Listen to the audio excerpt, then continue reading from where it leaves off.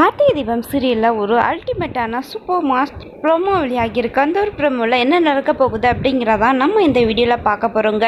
நம்ம சேனலை மறக்காமல் சப்ஸ்கிரைப் பண்ணிவிடுங்க. பக்கத்தில் பெல் ஐக்கான் இருக்கும், அதையும் ப்ரெஸ் பண்ணிவிடுங்க. வாங்க வீடியோக்குள்ளார போகலாம்.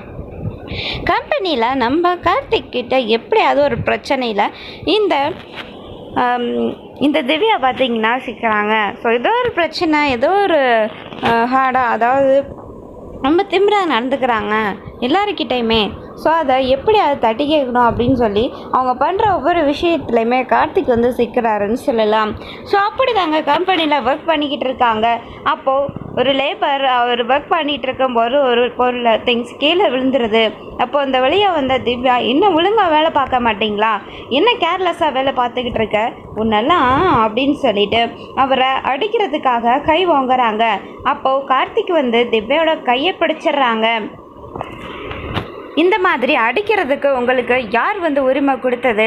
உங்கள் கீழே வேலை பார்க்குறாங்க அப்படின்னா அவங்கள இப்படி தான் அடிப்பீங்களா ஏதாவது தப்பு பண்ணால்? ஸோ இது தெரியாமல் நடந்த ஒரு தப்பு, அதுக்காக அடிக்க போகிறீங்க. இந்த மாதிரி அடிக்கிறதுக்கு உங்களுக்கு யாரும் இங்கே உரிமை இல்லை, யாருக்குமே உரிமை கிடையாது.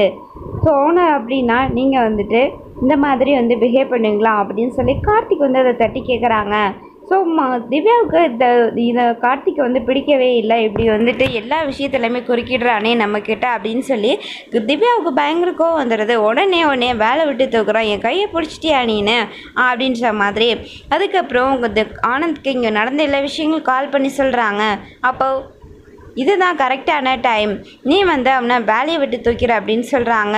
ஸோ இதுக்கிடையில் கார்த்திக்கும் திவ்யாவுக்கும் இடையில் நடந்துட்டுருக்க இந்த பிரச்சனை எப்படி சரி பண்ண போகிறாரு கார்த்திக் எப்படி இந்த கம்பெனியில் இனி இருக்கிறதுக்கு பார்க்க போகிறாரு?